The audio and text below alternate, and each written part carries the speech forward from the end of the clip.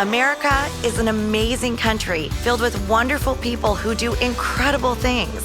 But too often, the media and liberal politicians ignore big parts of our nation and the people who make it work. So I'm speaking with leaders and policymakers who deal with real problems every day. I'm Ronna McDaniel, and this is Real America. Today I'm going to be speaking with Republican Senator Tim Scott, the first African American to serve in both the U.S. House and U.S. Senate in our history. We're going to cover issues facing real Americans outside the bubble, from school choice to growing our economy to election integrity to his efforts on police reform. So thank you, Senator Scott. Can I call you Tim? Of course you can. For this interview. I'm so excited to sit with you. I just admire you from afar, and I'm glad to have a chance to have this conversation. And we have something in common. Oh, yeah? Yeah, because your grandfather was a really big influence in your life. Mine was as well. Awesome. Can you talk about him a little bit? You talk about how he always brought the newspaper to the family table. So when my parents divorced when I was 7 years old, we moved into my grandparents' house. They had a 2-bedroom house with my grandmother and my grandfather had one room. My brother, myself, and my mother shared another room. And it was tight quarters, but there was lots of love in the house. And my grandmother would, traditionally cook breakfast for my grandfather. We'd go to the kitchen table, and he would sit there and consume a newspaper, thoroughly investigating and digesting every single page there was in that newspaper. And for me and my brother, it was like we knew that current events and it was really important because we always saw grandfather being digesting the news and making it relevant. And it was probably 15 to 20 years later when I found that he could not read at all. But what he was doing for us was setting the example that readers are leaders, that you needed to be aware of what was going on. And he always encouraged us in nonverbal ways to take serious this privilege of learning. Did you ever address it with him? Did you ever I really didn't. No, he probably didn't want that, right? No. He was a very strong, proud man, and I would never have brought that up. But I would take him to vote. Okay. And so literally, he would ask me to come into the voting chamber and pick the names he wanted me to vote for him. So I was completely aware of it when I was in my 30s. Mm-hmm. But until then, he could figure out, we'd go to Sears and he'd pay his credit card payments at Sears, and he could read Sears, he could read JCPenney, but he literally could not read the words on the page. He could not put the sentences together, but he was the wisest, strongest, most powerful force in my life for many, many years. And I look back on my life and I know without question the good Lord used him in miraculous ways to teach me lessons that only someone who's committed to you will teach you, and it really turned out very well. He also had as close to a photographic memory as it could be. So really? All the directions, every place that we ever went, he had to memorize them because he was never going to read a sign. So it was, I caught on after a while that, gosh, this guy has literally figured out how to compensate for his inability to read. What a life-shaping moment to realize that he read that paper or pretended, just to give you that example. You also talk about, you were raised by a single mom. Yes. And mentors in people's lives. So and you have one that stands out from Chick-fil-A, which we all love Chick-fil-A. Right. Oh, yes. If you don't, you need to have your head examined. But it is so valuable to have Absolutely. a mentor. And I think that's such an important thing that we can learn from people who did it for us, but also that we can be in our own lives. Can you talk about that mentor in your life? Yeah, so John Moniz, the Chick-fil-A operator who became my mentor when I was 15 years old. My freshman year, I had struggled through high school. I had failed civics, the study of politics, which I think is... You did? I you did failed? Indeed, yes. Oh, my goodness. Yes. I failed 4 subjects my freshman year. As a kid growing up in poverty, I lost hope in any real future. I was angry, frustrated about my plight, my circumstance, and what looked like a pretty dark future. And my grades reflected that. In my freshman year, I failed world geography and civics. Okay. Now, 8 years in the Senate. I'm probably not the only one failing civics in this town. I can tell you that without any question. I guarantee you're not. Yeah. You're actually passing. Exactly. Many others are failing. Finally, yes, indeed. And I also failed Spanish and English. Really? My joke is if you fail Spanish and English, no one considers you bilingual. No one. They all call you bi-ignorant because you can't speak in any language. And so my next year, my mother encouraged me to go to summer school using some very interesting forms of encouragement. But I went to summer school, caught up with my class in my sophomore year. After my sophomore year, having passed everything with at least a B, I think it was, I meet this guy named John Moniz, who was a Chick-fil-A operator, who starts teaching me some of the most powerful lessons a business person can teach someone. He literally planted the seed of entrepreneurship in my heart. He taught me that having a job is a good thing, but creating jobs is a better thing. That if you have an income, it can determine your lifestyle, but if you make a profit, it determines your wealth and your impact in your community. And so you always wanted to be a wealth creator, a job creator. But John he just saw something in me that I could not see in myself. And through his leadership and mentorship for the next 4 years, the way I saw myself and the way I saw opportunity was transformed 180-degree turn.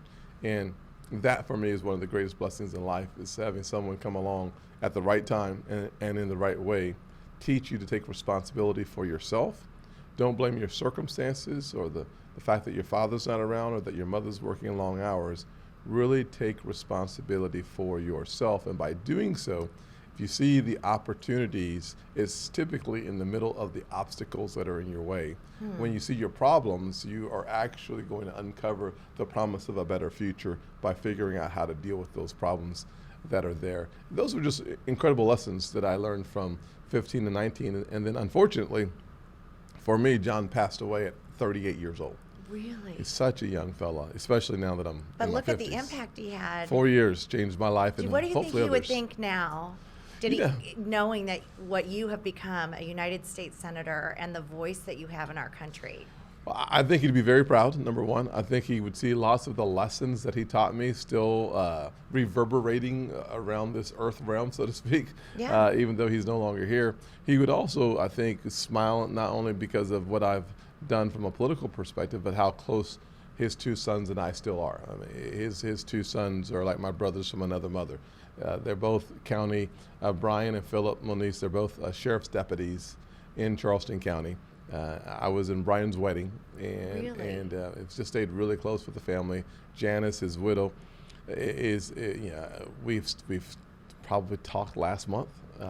So I've stayed close to the family, and that's 36 years later. That's amazing. So the impact continues. I think that's great. So you've come from that. You had that hopelessness. You found who you are, Yes. and that way to change your mindset.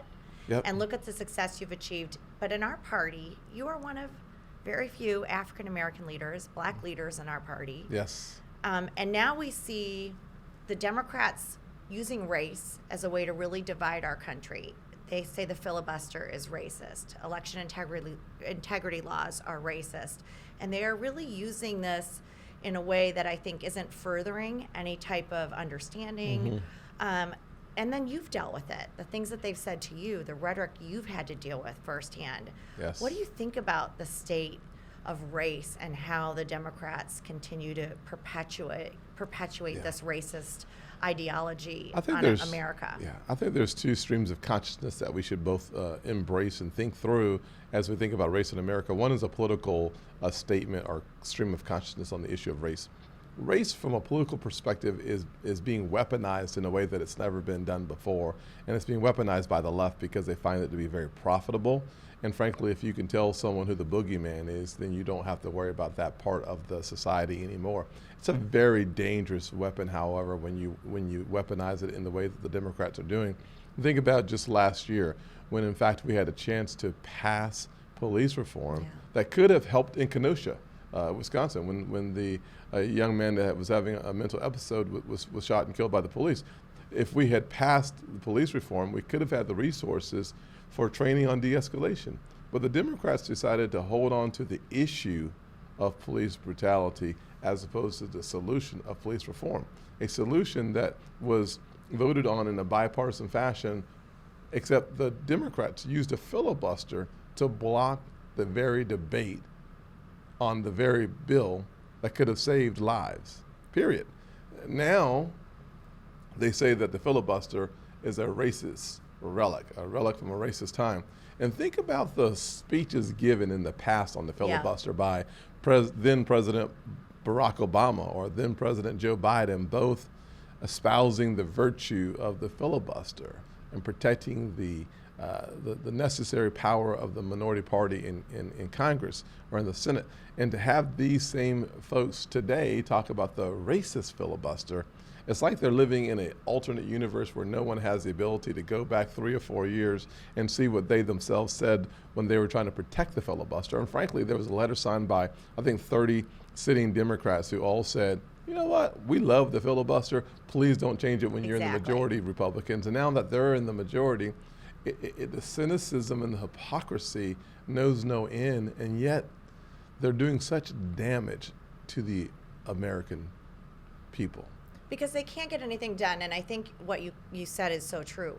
They could have solved a problem in a bipartisan way that's affecting our communities, and they chose to hold on to it for political purposes. But I think even more than that, to say the filibuster is racist, when they used it 327 times in 2020, you know how many times Republicans have used it?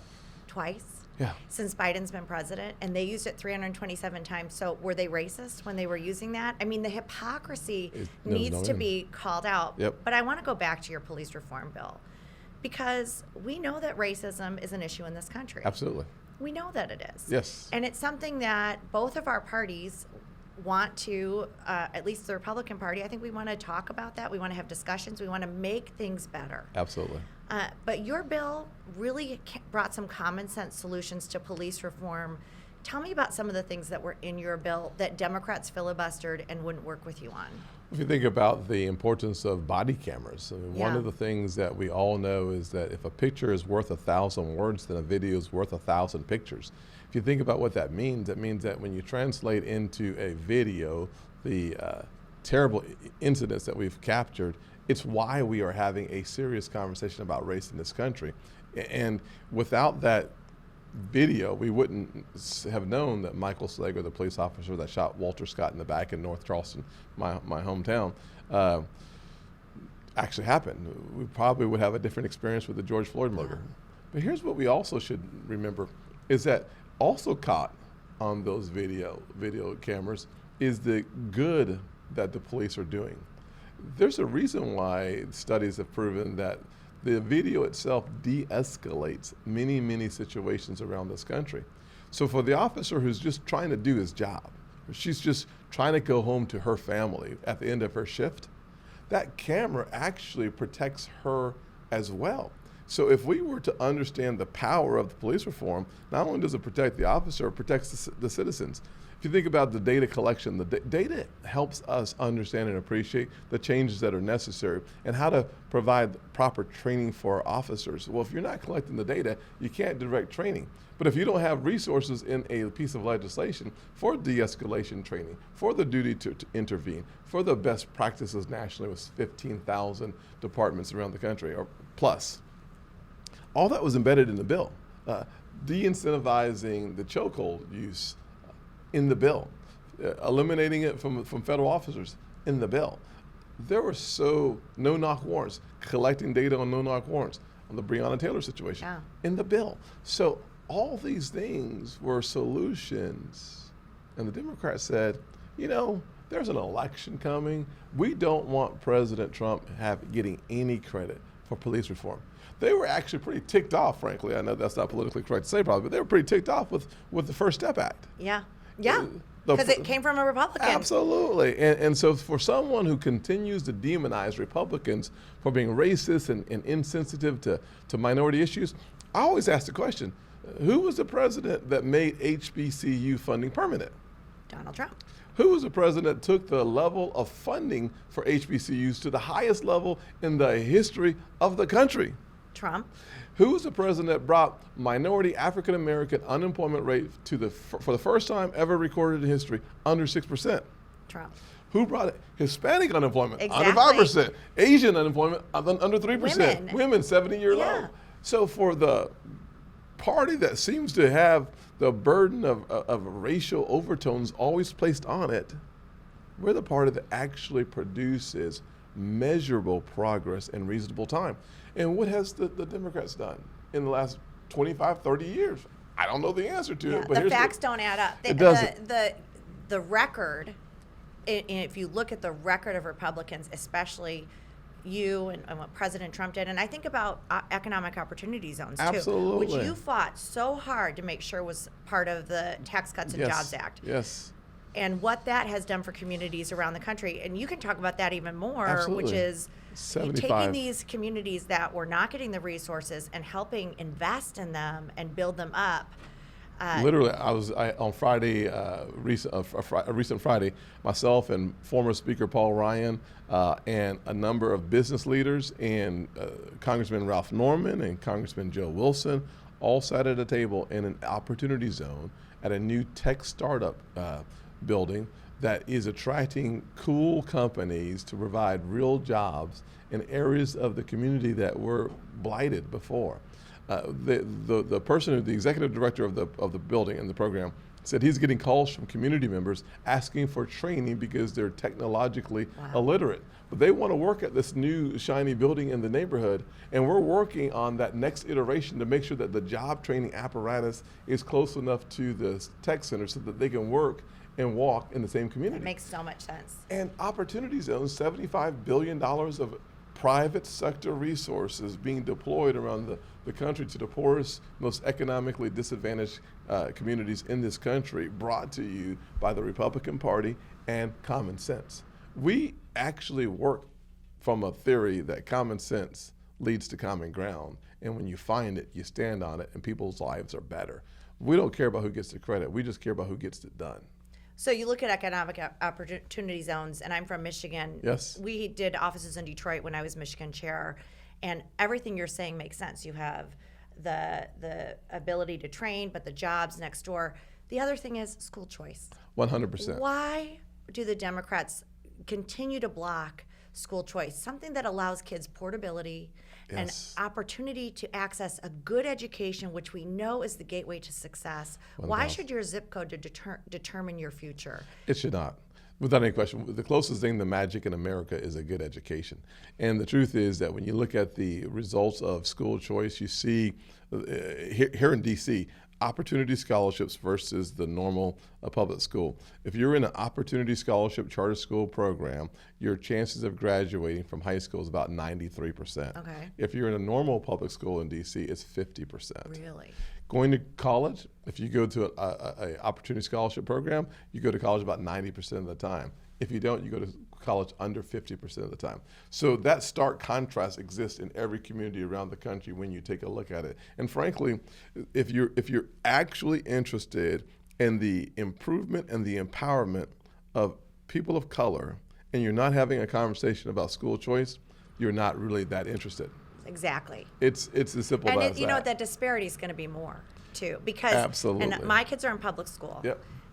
And we've been out of school for a year in a blue state run by a Democrat. Yeah. No 5-day-a-week in-person education.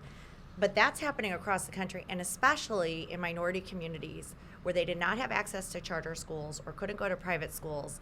And the disparity in our education right now, I think it's going to be the largest in our history. Totally coming agree. out of this pandemic. How many kids have gone dark and Well, aren't even showing up to the Zoom classrooms, and the reading loss for third graders? I mean, I'm reading about that right now. Why are Democrats so insistent on failing our kids and supporting unions? Yeah, I think the answer is in the question.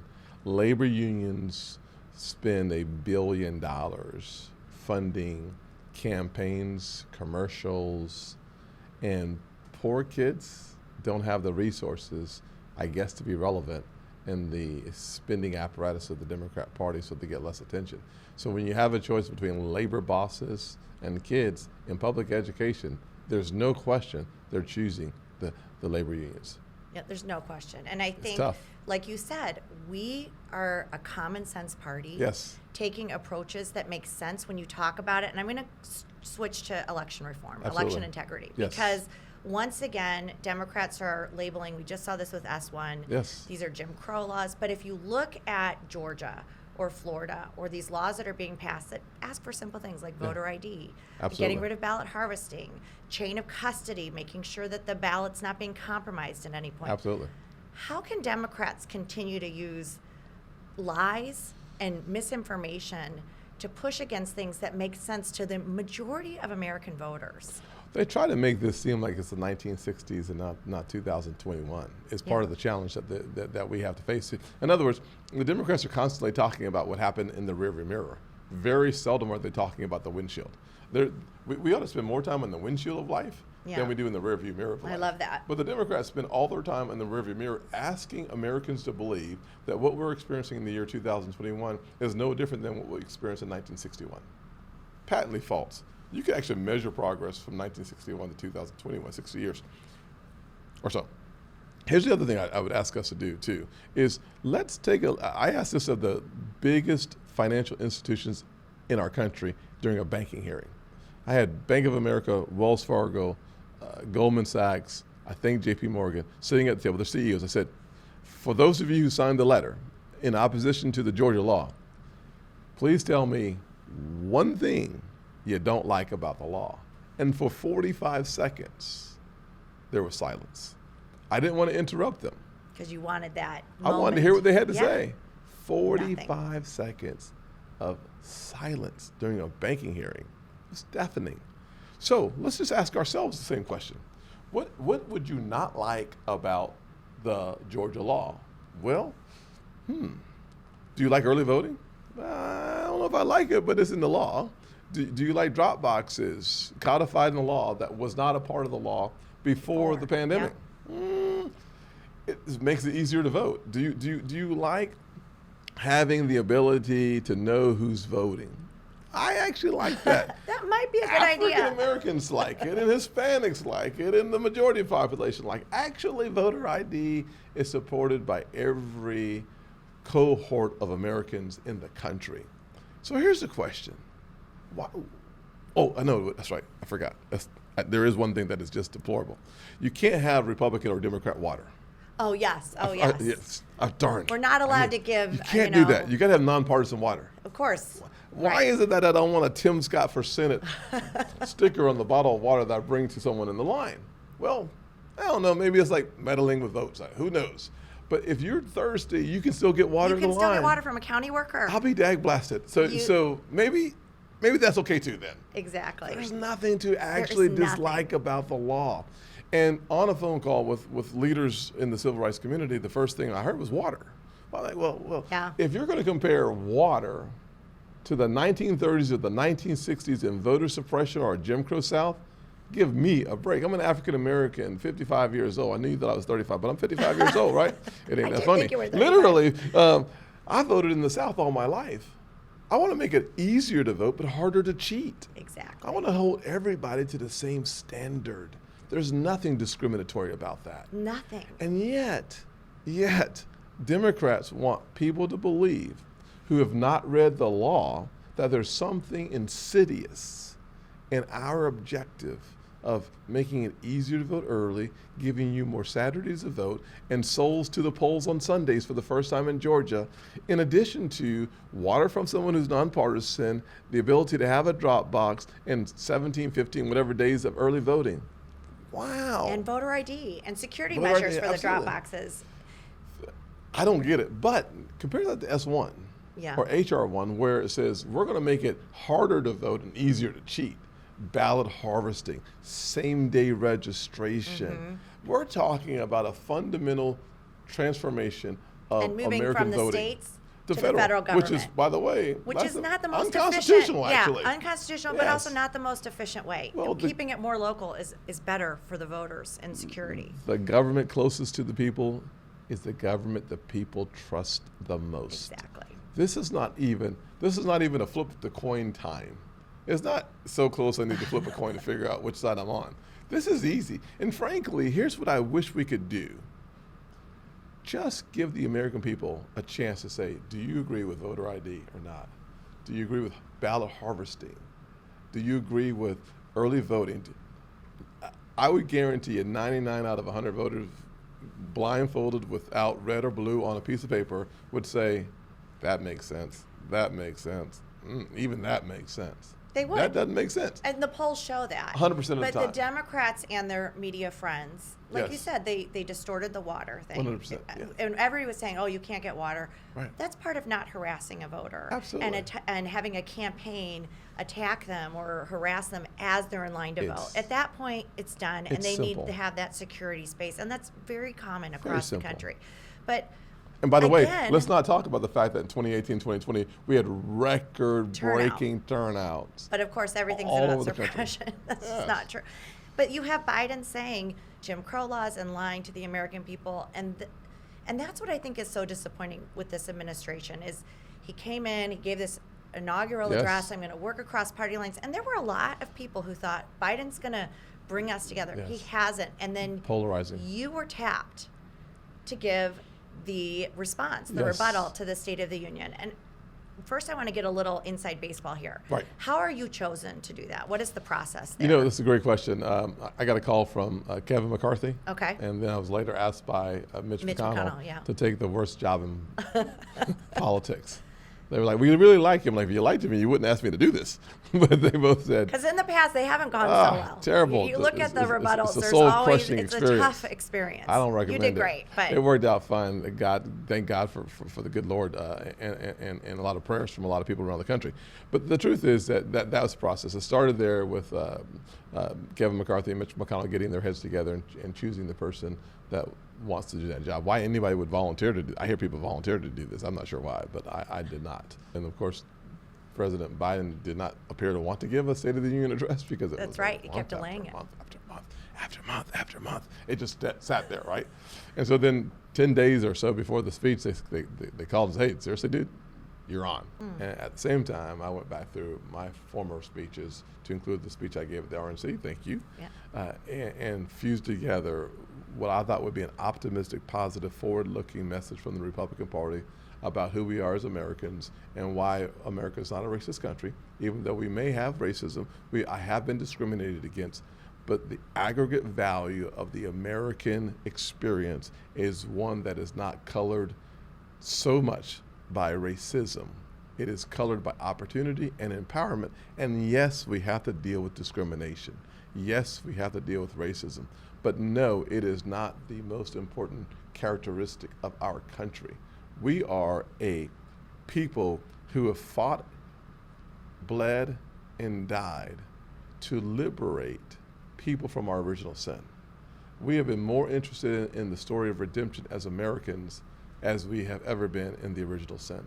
It is one of the reasons why we have the greatest justice system on earth. Needs to get better, but it is designed around this notion of life, liberty, and the pursuit of happiness, that we want to judge all men because we believe they're all created equally, the same, and that's why she wears a blindfold.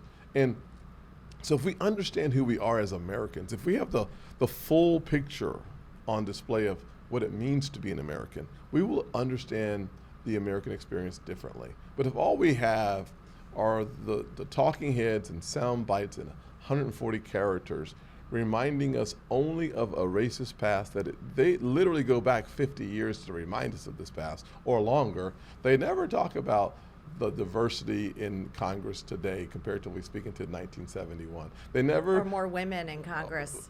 any the form of Republican Party, diversity, we reflect. We never talk about the advancements in business, in wealth, in poverty, in education.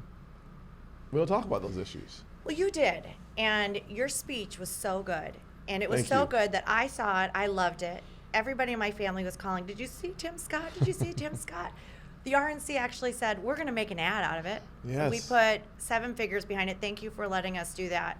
But there's a Absolutely. couple lines that really resonate with me. Yes. One is you said, we're not against each other as Americans. We're a family. Yes. And you said, our problems will not be solved by Washington schemes or socialist dreams. Yes. Can you elaborate on that? Because I think the socialist part of it Yes. is so where the Democrat Party is going, and that is not a solution for our country. Well, the Washington scheme under Democrat leadership is a socialist dream. It's a utopian that can't exist because utopians don't exist on Earth. It embodies the concept that man can be perfected and we can't.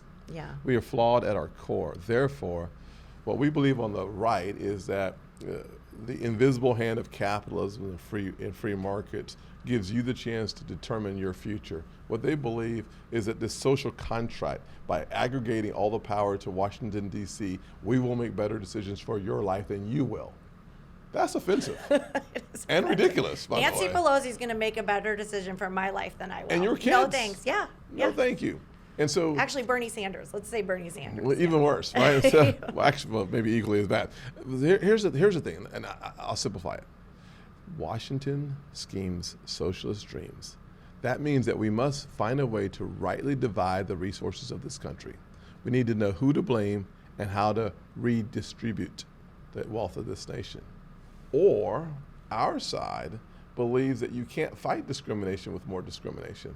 We believe that we create opportunity and empowerment through adding to the pie, adding to the resources of this great nation, and giving you access to that. That's what we fight for. That's why education school choice is so important. That's why we talk about economic mobility. It's one of the reasons why when you compare their schemes and dreams to our goals and objectives, that you can measure success as we just did under a Republican president for every single cohort, every single group in our country. You can see, manifest how a Republican conservative agenda leads to economic prosperity and social realization in this country. And you can take a look at it from the left and say, it hadn't worked ever. And it's not going to work this time. It's not working now. Not at all. Look at, they're paying more people to stay out of the workforce than get into it. Absolutely. Look at the companies that are failing right now, the anxiety and stress around this country. And the Democrats think that what they're doing is right, and they're actually hurting.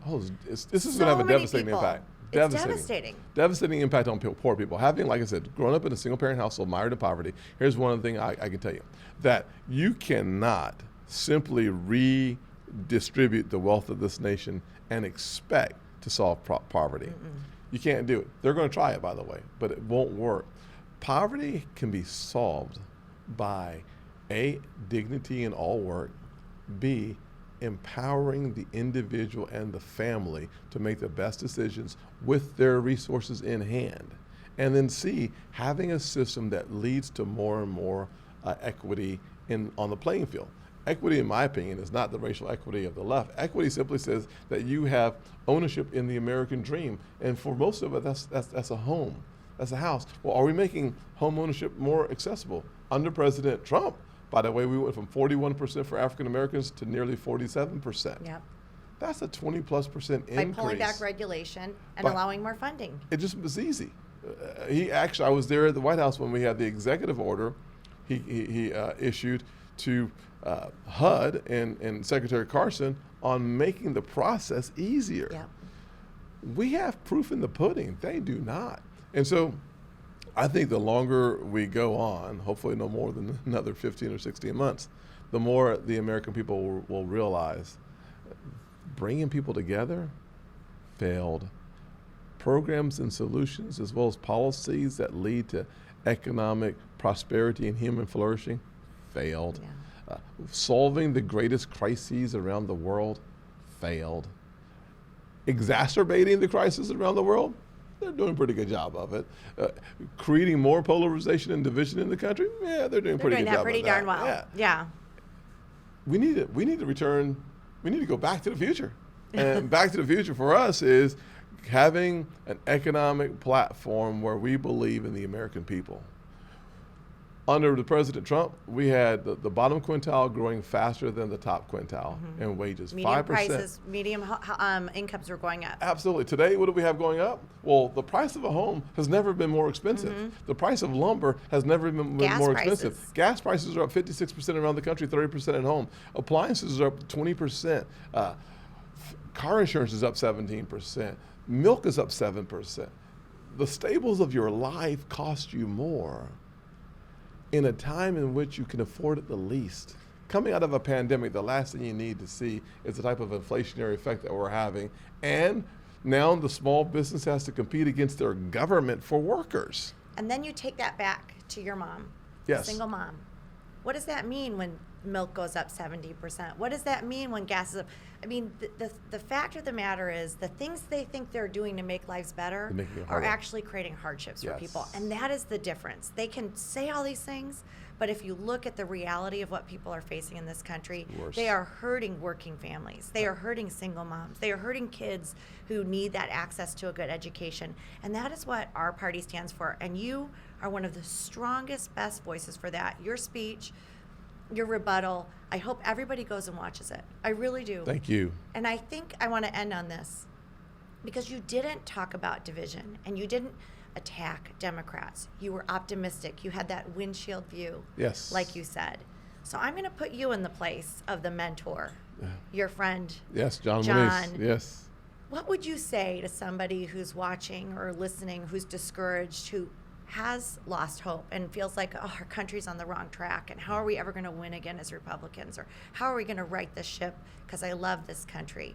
What would you say as a mentor and a leader in our party to somebody listening who needs that nugget of hope right now? Well, the first thing I'd say is that I have been through incredibly hard times. I've experienced loss and failure and rejection. And the good news is if you don't quit, you don't fail. The most important ingredient to success in my lifetime has been that failure isn't fatal if we don't quit. Don't quit on yourself. I've tried that as a youngster. That's why I failed out of high school almost. If you don't quit on yourself and you believe in your country, truly anyone from anywhere at any time in this country can rise beyond their wildest imagination. That's number one. Number two, if you really want to stand out in life, you have to stand up for those who can't stand for themselves. That's what our party does. That's what we do every single day. That's what good Americans do all around the country, Republicans and Democrats. They take a stand for people who can't stand for themselves, right out of Proverbs 31, verse 8, and the NIV version. It simply says that we have a responsibility beyond ourselves. That's what makes America great. We are an exceptional people because we take on exceptional responsibility. Third, you have to hold on to your dreams. You have to believe that all things are possible, and if they're going to be possible, you have to go work for it. We don't give you stuff. You have to go work for it. So let me translate those three things to a political platform from my perspective. Number one, we empower people through education choice and the conviction that economic mobility is real. We do that through understanding and believing in the Laffer curve. Lower taxes means higher production, higher revenues, and a higher quality of life. Second thing we do, we reset the regulatory state so as to empower people to have certainty and predictability in business so they hire more people and invest in more equipment. When you do those two things, you actually attract people back to the workforce and your wages go up. The fastest way to see your wages go up is not by government fiat, it's by having a full economy. One of the goals and the brilliance of President Trump's economy is we got below 4%. When you get below 4% in unemployment, everybody's wages go up. Everybody was going up. And that's what happened. That's why the bottom 25% rose faster than the top 25%. And then third, we believe that by getting investors in the private sector to get their money off the sidelines, all things change for those closest to the margins. We did it through opportunity zones. So literally those three things I talked about, those three principles of making life better and why we should be hopeful in this nation, we converted that into a policy platform, and I called it the opportunity agenda. Others call it common sense. Yeah. It's not original, but nothing on earth really is. And I will simply say this, a nation whose objective is to set captives free, to believe in their deepest souls that all things for all people are possible, that's a nation you can be proud of. Oh, I love that. Well, I would never guess that you failed civics. Well, never in a million years after out. that. But thank you so much. Absolutely. And thank you for your voice, your leadership, and I think the inspiring story that you bring. I know that people who listen to you feel touched and feel that hope. That they can achieve and do things, and your story is so remarkable. So thank you, Senator Absolutely. Scott. Thanks for sitting with me and being on Real America. It's good to be here with you. Thank you. God bless. God bless. I'm Ronna McDaniel, and this is what Republicans stand for. Join us next time on Real America.